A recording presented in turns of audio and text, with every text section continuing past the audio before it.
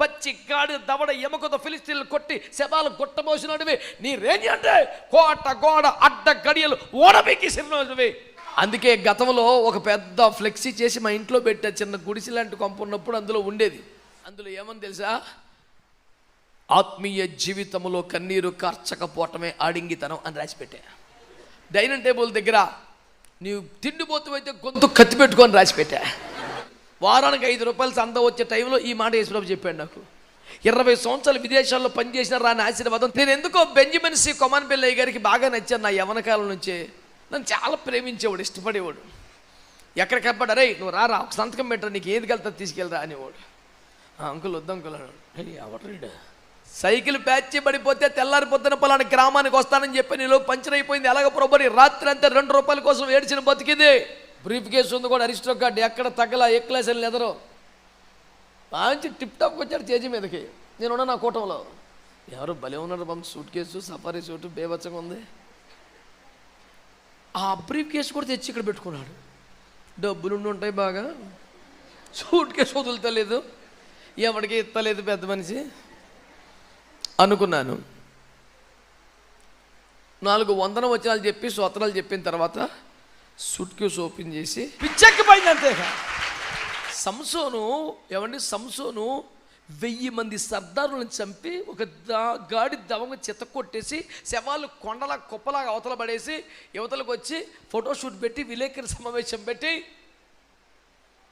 సుచిత్ర 1000 మందిని కొట్టి చంపిన వీరుడు శాంసన్ పేపర్లో బ్యానర్ టైటిల్ పెట్టో. సింపుల్గా 1000 మందిని సావగొట్టి బండ సందులో కూర్చున్నాడంట. నీకు అదేం కర్మరా, నువ్వు సింహాన్ని చంపినోడివి, 300 లక్కలు పరిగెత్తి పట్టుకున్నవాడి, ఫిలిస్తీన్లు గోధుమ చేలు తగలబెట్టినవాడి, 1000 మంది ఫిలిస్తీన్ సర్దారులని తొడలతో తుంట్ల వరకు విరిచి చంపేసినోడివి, పచ్చి గాడి దవడ ఎముకతో ఫిలిస్తీన్లు కొట్టి శవాలు గుట్టబోసినోడివి. నీ రేంజ్ అంటే కోట గోడ అడ్డ గడియలు ఓడబెక్కి సిరినోడివి. నువ్వు ఎక్కడ ఉండాలా? ఏతాము బండ సందులో బస చేశాను కాదు, నివసించను. అంటే తాత్కాలికంగా కాదు, అతను పర్మనెంట్ ప్లేసే. సాధించేవేమో సింహాలు చంపడమా, కోట కోడలు ఓడబీకి కొండ మీదకి ఎసర్చమా, 1000 మంది సర్దారులు తిరిచి చంపేయటమా, పచ్చి గాడిద దవడ ఎముకతో శవాలు గుట్ట పేర్చేయటమా, సంఖ్యలను తారపోగల్లాగా తెంపేయటమా.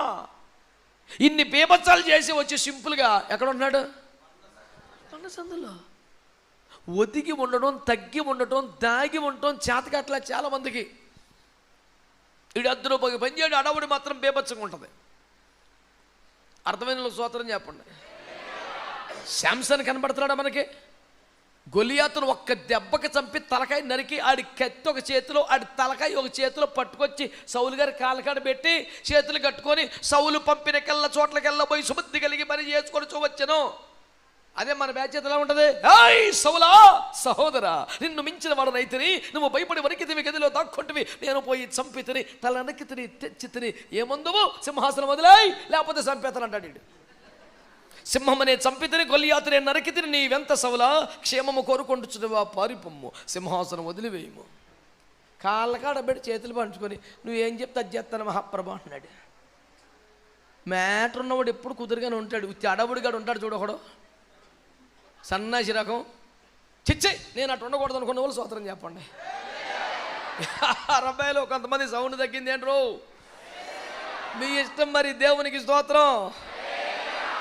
క్వాలిటీ ఉండాలి బతుకులో, గోల్ చేయటం కాదు. స్తోత్రం చెప్పండి. నాకు ఒకడు గుర్తొచ్చాడు. ఎరుకో త్రోవ పక్కన కొంతమంది కూర్చొని అడుక్కుంటున్నారంట. ఎవరండి?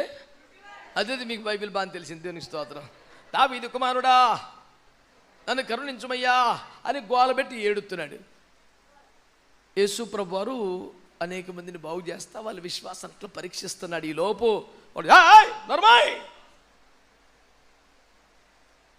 You contribute village fellow, keep quiet, we are decent people, officials, why you are షైటింగ్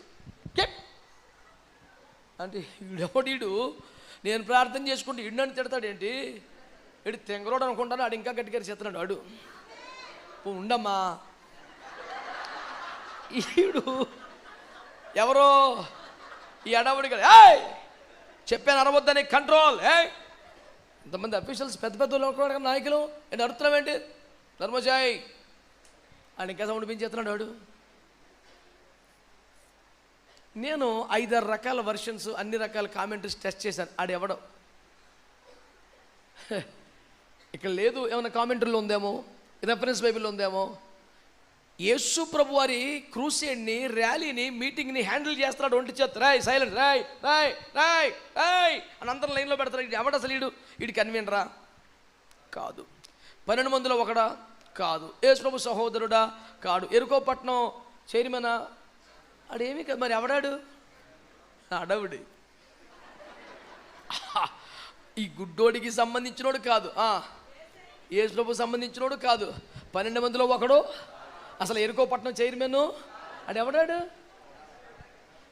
అడావుడి Audi control చేసి తీరు చూస్తే అసలు మీటింగ్ ఆడే పెట్టించడం ఉంటాం మనం. మాట్లాడి చెప్పాను నీకు సైలెంట్. చూసే వాళ్ళందరికీ ఈడే కన్వీనర్ ఉంటాను. అందరూ సార్ ఎక్కడ కూర్చోమంటారు సార్? వెళ్ళి అడుగుచా స్టాల్ పెట్టుకోమంటే బ్యాగ్ స్టాల్ పెడతాకి వెళ్ళే అంటే ఈడెవడీడు అందరికీ వందనాలు అంటలా అందరికీ. ఎందుకు చెప్తున్నాను నేను? అసలు నువ్వేంటో తెలుసుకోరా. ఎందుకు రా అడవుడి? మారు మనసు పొందిన వాళ్ళని బట్టికి స్తోత్రం చెప్పండి. ఆడు గుడ్డోడు, ఆడి బాధ ఆడికి ఉంది. ఆడికి యేసు ప్రభు మళ్ళీ ఛాన్స్ దాటిపోతే రాడు, మళ్ళీ ఊరు వెళ్ళిపోతే నేను ఎప్పుడు కడుక్కోవాలి, ఇప్పుడు కాళ్ళ మీద పడిపోతే నాకు సూప్ వస్తుంది, దర్జాగా అందరిలాగా నేను బతుకొచ్చి ఆడి బాధ ఏదో ఉంది, ఆడు ఏడుతున్నాడు. నీకు ఎందుకురా ఇలాంటివన్నీ? మరి ఎలా సార్ సెట్ చేయాలి? మనం సెట్ చేయగల, యేసు ప్రభు సెట్ చేస్తాడు. God is smart enough to deal with such cases. అది ఏం చేశాడు యేసు ప్రభు? రాయ్ ఎట్లా అన్నాడు. అది డైరెక్ట్ యేసు ప్రభు మరి ఏంటనుకున్నా యూ కంట్రీ పిలో అని యేసు ప్రభు దగ్గరికి వచ్చాడు. యేసు ప్రభు దగ్గరికి వచ్చాక ప్రభు అంటాడు కొంచెం వాడిని చేయి పెట్టుకుని తీసుకురా అన్నాడు. నాకేదన్నా పోస్ట్ ఇస్తామనుకున్నాను, నన్ను బాగా కంట్రోల్ చేస్తున్నావరా, సూపర్ వాలంటీర్ అంటామనుకున్నాను, ఆడిని పట్టురమ్మన్నావా? ఎవడైతే తిట్టాడో, ఎవడైతే నోరు మూసుకోమన్నాడో, ఎవడైతే కసురుకున్నాడో ఆడికే డ్యూటీ వేసాడు. అరే అని జాగ్రత్తగా చేపట్టుకుని తీసుకురాడు అని. మేము నచ్చలేదు, మా మెయింటెనెన్స్ నచ్చలేదు, నీ కేకలు నచ్చినాయి అంటారా అని చేపట్టుకు తీసుకెళ్ళాడు. ఇప్పుడు తెలిస్తే నీకు పాయింట్ అర్థమైపోతే కేకలేసేయాలా? హల్లెలూయా. మంచి వాళ్ళందరూ అన్నారా? దేవునికి స్తోత్రము కలుగునుగాక. అందరు చెప్పండి హల్లెలూయా. దేవుని వాక్యం ఏం చెప్తుంది? ఇప్పుడు దుఃఖపడువారు అనండి గట్టిగా, ఇప్పుడు దుఃఖపడువారు అనండి గట్టిగా. ఈ అవకాశం దాటిపోతే, ఈ రాత్రి దాటిపోతే, ఈ కోడిక దాటిపోతే, నీ ఛాన్స్ పోతే, ఒక సమయం వస్తే ఏడ్చినా నీకు ప్రయోజనం ఉండదు, ఏడ్చినా నీకు ఉపయోగం ఉండదు, ఏడ్చినా నీకు ఆన్సర్ ఉండదు. మా సంఘంలో చిన్నప్పటి నుంచి భయభక్తులు కలిగి పెళ్ళిన చిన్న పిల్ల ఇంటర్మీడియట్ వయసుకు వచ్చేసింది. ఇంటర్మీడియట్కి వచ్చేసి బైపీసీ తీసుకున్న కంచి శనివారం ప్రార్థన కొత్త మానేసింది. ఆదివారం వచ్చినా ఎప్పుడెప్పుడు అయిపోద్దా పారిపోతున్నట్టుగా ఉంటుంది. ఏంటి పిల్ల చాలా భక్తి కలిగి పెరిగింది కదా, సడన్గా మొత్తం ప్రోగ్రాం మారిపోయింది. ఏంటి అని ఒకసారి కేకేసా, ఈ పిల్ల ఇట్లా అన్నాను, అంకుల్ ప్రార్థన చేస్తున్నావా అన్నాను. ఇదివరకు ఇట్లాగా కుదరట్లేదు అంకుల్. బైపీసీ అయితే రికార్డులు అంకులు రాయలేక చచ్చిపోతున్నాను. నేను రాస్తున్నాను, మా అన్నయ్య రాస్తున్నాడు, మా మమ్మీ రాస్తుంది, అయినా సరిపోవట్లేదు. ముగ్గురు చదువుతున్నారు బైపీసీ కొంపలో, ముగ్గురు రికార్డులు రాసి నానా సావులు చచ్చిపోయిన పంతెములు తెలియదు. మరి నువ్వు ప్రార్థనా జీవితం వదిలేసేవేంది బిడ్డ? చక్కగా చిన్నప్పుడే బాగా ప్రార్థన చేసుకునేదానివి. 1 గంట ప్రార్థన చేస్తే కానీ స్కూల్కి వెళ్ళేదానివి కదా, ఇట్ట మారిపోయేవేంట్రా అంటే టైం వస్తూనే ఉండలేదు అంకుల్, నాకు కూడా బాధగానే ఉంది కానీ అసలు సరిపోవట్లేదు అంకుల్ అంది. నేను అన్నాను బాధపడకు బిడ్డ, రేపు ఎలాగో పాతాళం వెళ్తావు కదా అక్కడ చేసుకుంది కానిలే, ఎన్ని యుగాలైనా ప్రార్థన చేసుకోవచ్చే బాబు నీకు తిరిగి ఉంటుందంటే. అయ్య బాబాయ్ అంకుల్, మరి అంకుల్ అంతే, ఆ ధనవంతుడు తెగ చేసేస్తాడు ప్రార్థన. చూసావా ఎక్కడా? నాకు 5 సహోదరుల కారణం, వాళ్ళు నా వల్ల నశించిపోయిన ఆత్మల భారం వచ్చేసింది అడిగి. అమ్మో ఎంత ప్రార్థన పరుడు, నశించిపోయే ఆత్మల కొరకు అంగలారుస్తున్న ధనవంతుడు. ఎక్కడా? విజయనగరం అంగలార్పుకోవటంలో కాదు, వాడు పాతాళంలో పెట్టాడు కోటం.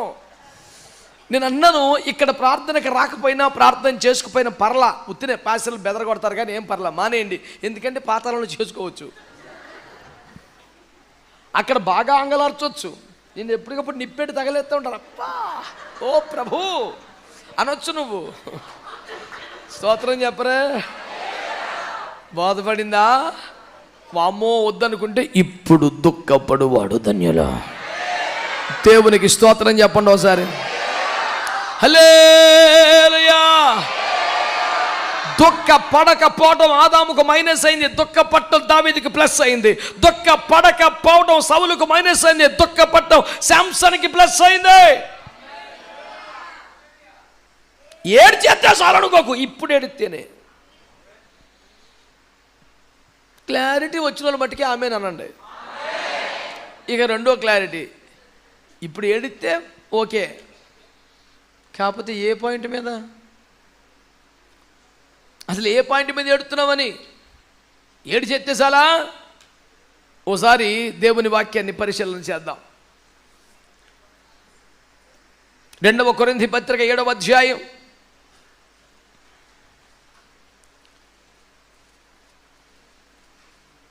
10వ వచనం. దైవ చిత్తానుసారమైన దుఃఖము రక్షణార్థమైన మారు మనసును కలుగజేయును. ఈ మారు మనసు దుఃఖమును పుట్టించదు, అయితే లోక సంబంధమైన దుఃఖము మరణమును కలుగజేయును. అది దేవునికి స్తోత్రం చెప్పండి. దైవ చిత్తానుసారమైన దుఃఖము రక్షణార్థమైన మారు మనసును కలిగించును గాని లోక సంబంధమైన దుఃఖము మరణమును నాశనాన్ని కలుగజేస్తుందంట. ఇప్పుడు దుఃఖపడవారు ధన్యులు, ఇప్పుడు దుఃఖపడవారు ధన్యులు. జఫన్య శాస్త్రం వచ్చాడు, రాత్రి అంతా ఒకటే పాయింట్, ఏడితేనే నయం, ఏడితేనే సూపర్ అన్నాడు అని ఆళ్ళ మీద ఏళ్ళ మీద పడి ఆడవబాకు. పాయింట్ అర్థమైందా? శరీర సంబంధమైన దుఃఖం, లోక సంబంధమైన దుఃఖం నాశనాన్ని, మరణాన్ని కలిగిస్తుంది. అంటే నాకు తిండి లేదనో, నాకు డబ్బులు లేవనో, నాకు బట్టలు లేవనో, నాకు ఖరీదైన వస్తువులు లేవో, వెండి బంగారం లేవనో, నాకన్నాడు బాగుపడిపోతున్నాడనో, వాడిని దేవుడు దీవించేశాడనో, వాడు నాకన్నా వెనకాల వచ్చి ముందుగా డెవలప్ అయిపోయాడనో, ఏదో ఏదో ఏదో దుఃఖపడుట ధన్యమన్నాం కదా అని పాపిష్టి దుఃఖాలు ఉండకూడదు సుమా.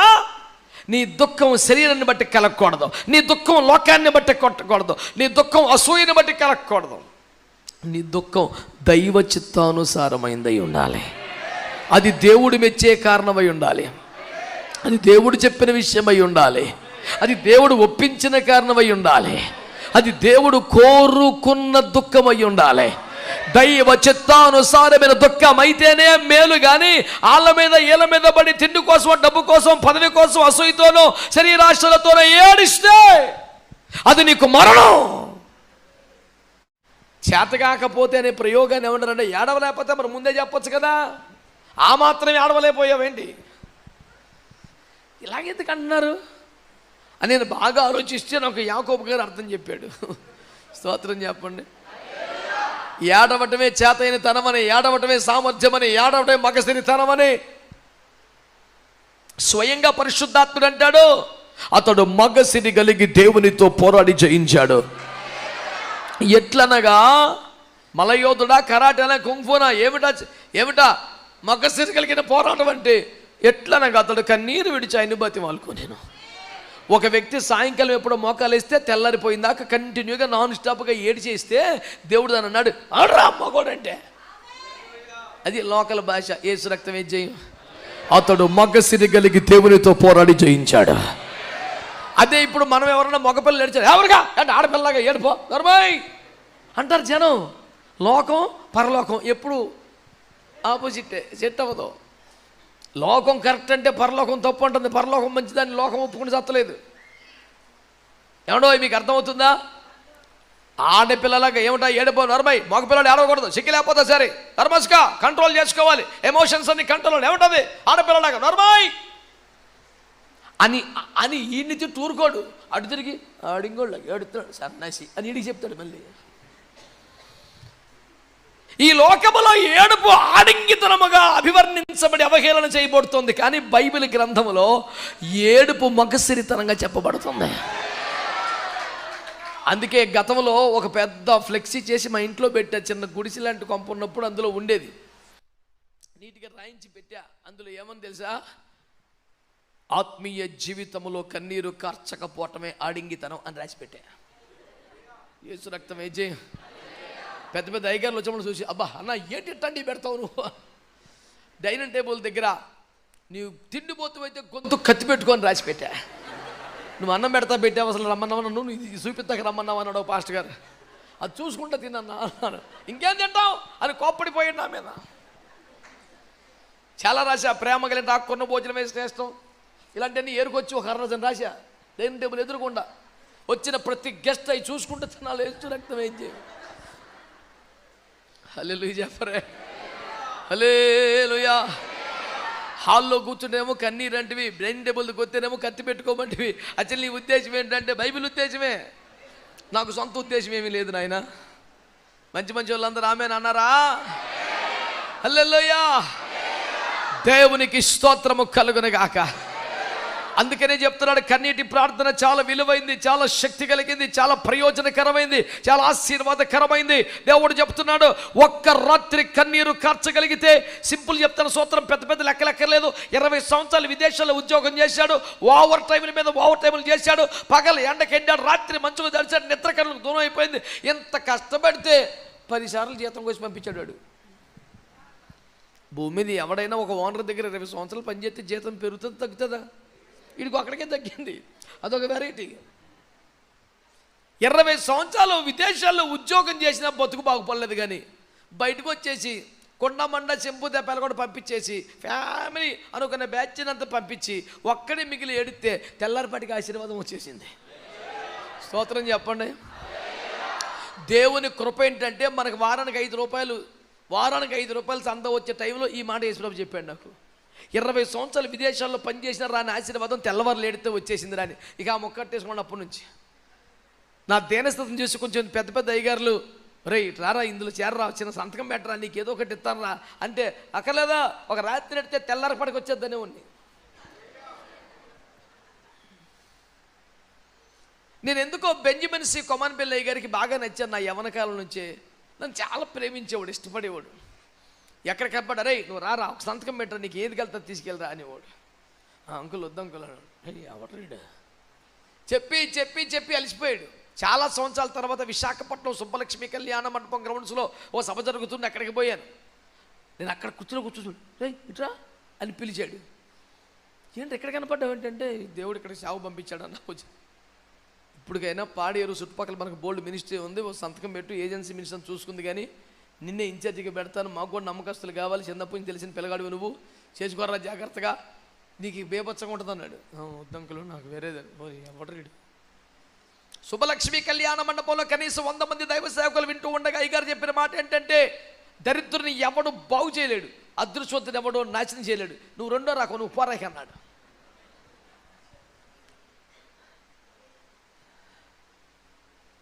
దర్శనం సేవ అంటావు, ఈ సేవ కాబట్టి పాపిస్తమ్మా, సేవ డబ్బేరా, శుభ్రంగా తినుండమంటే 10 హిమాలు తెలివితే అట్లా మాట్లాడుతున్నావు అని కోపడ్డాడు. అది కాదు అంకుల్, యాక్చువల్గా దేవుడి దర్శనం నాకు చెప్పకరా దర్శనం గురించి చెప్పబో అన్నాడు. స్తోత్రం చెప్పొచ్చుగా. పోన్లే అందరితో కలువు, విడిపోగలగా. కనుక వాక్యంలో వ్రాయబడిన మాట ఏంటంటే, దేవుని బిడ్డలారా శ్రద్ధగా ఆలోచించండి. ఒక రాత్రి అంతా ఆయన దగ్గర గడిపితే, స్తోత్రం చెప్పండి గట్టిగా, హల్లెలూయా హల్లెలూయా. దేవుని వాక్యమును బట్టి జ్ఞాపకం చేస్తున్నాడు బిడ్డలారా, ఈ రోజున దేవుడు వేవేల మందికి దీవెనగా మార్చాడు. విస్తారమైన సేవ నా చేతికి అనుగ్రహించాడు. ఎన్ని వేల మందికి బాప్తిస్మం ఇచ్చిన లెక్కలేనంతగా ప్రభు కార్యం చేశాడు. వేల మంది సేవకుల్ని ఆర్డినేషన్ చేసేలాగా చేశాడు. దేశాలు వారానికి మినిమం ఒక్కసారి అయిపోయింది విమానం ఎక్కడం. ఇక మినిమం ఒక్కసారి అని ఉంటుంది గ్యారెంటీగా వారంలో. పొజిషన్ ఏంటి తెలిసిన ఒరిజినల్గా సైకిల్ వేసుకు వెళ్ళిపోతా, విమానం శబ్దం పడితే ఆపేసి అలా చూ, వాళ్ళు ఎంత దృష్టివంతులు ఎక్కలేసి ఎగిరిపోతున్నారు, సైకిల్ తొక్కలేక చచ్చిపోతున్నారు నేను అనుకునేవాడిని. మరి నాకు నేనే బాధపడకరా శాస్త్రే, మేఘం వచ్చుద్ది అంతకన్నా పైకి వెళ్ళిపోతాం హల్లెలూయా అనుకుని ఇంటికి వచ్చేవాడిని. హల్లెలూయా. సైకిల్ ప్యాచ్ పడిపోతే తెల్లారిపోతున్న పలానా గ్రామానికి వస్తానని చెప్పి నీలో పంచర్ అయిపోయింది. అలాగ ప్రభుని రాత్రి అంతా 2 రూపాయల కోసం ఏడ్చిన బతికింది. అన్నగారి మీద నాకు ఎందుకు గౌరవం ఏర్పడింది అంటే వారిని చూసిన మొట్టమొదటి సీన్ ఏంటి తెలుసా? మంచి సఫారీ సూట్ వేసుకొని దళదళలాడిపోతుంది, మంచి గోధుమ రంగులో తలతల్లాడిపోతుంది. బ్రీఫ్ కేసు ఉంది కూడా, అరిస్టోకార్డ్ ఎక్కడ తగ్గల, ఏ క్లాస్ వెళ్ళి ఎదరో మంచి టిప్ టాప్కి వచ్చాడు స్టేజి మీదకి. నేనున్నా నా కూటంలో, ఎవరు భలే ఉన్నారు బాబు, సూట్ కేసు సఫారీ సూటు బేబచ్చంగా ఉంది. ఆ బ్రీఫ్ కేసు కూడా తెచ్చి ఇక్కడ పెట్టుకున్నాడు. డబ్బులు ఉండి ఉంటాయి బాగా, సూట్ కేసు వదులుతలేదు, ఎవరికి ఇస్తలేదు పెద్ద మనిషి అనుకున్నాను. 4 వందన వచనాలు చెప్పి స్తోత్రాలు చెప్పిన తర్వాత సూట్ కేసు ఓపెన్ చేసి అందులోంచి బాగా సొట్టలు పడిపోయిన పాత ఒక గిన్నె తీసి, నేను ఈ గిన్నె పట్టుకొని ఊరూరు తిరిగి ఇళ్ళ దగ్గర అడుక్కుని బతికాను, నా యేసయ్య నన్ను ఇలా మార్చాడు అన్నాడు. పిచ్చెక్కిపోయింది అంతేగా. ఆడెవడో టికెట్ కొనితే విమానం ఎక్కినాడు కూడా, విమానం కొనేసి సెల్ఫీలు పెడుతున్నాడు వాడు. ఆడెక్కింది కూడా ఆడెవడో టికెట్ కొనిస్తేనే. ₹10 లేనోడికి ఎంత అడవడి. మొన్న ఒకటి ప్యాంట్ వేసుకొచ్చాడండి, 8 జోబులు ఉన్నాయి ఆడి ప్యాంటు చుట్టూ తిరిగా, అన్ని జోబులే, అన్నీ దానికి తాడు గీడు కట్టించాడు. మళ్ళీ నేను అడిగాను, తమ్ముడా నీకు ఆదాయం ఎంత ఉంటుంది అంటే, నాకెక్కడ అంకుల్ నేను చదువుకున్నా, మరి ₹10 సంపాదన లేదు, 6 జోబులు ఎందుకురా నీకు? అడవుడు ఎక్కువ కొంతమందికి, ఏముండదు ఆడి దగ్గర, పొట్టగొత్తి అక్షరం ఉండదు, ఓ అడవుడు చేసేస్తుంటాడు. అడవుడి గారు భూమి మీద ఉంటారు, మీరు అలా ఉండబాకండి అని చెప్తున్నాను. అర్థమైతే ఆమె చెప్పండి. హల్లెలూయా.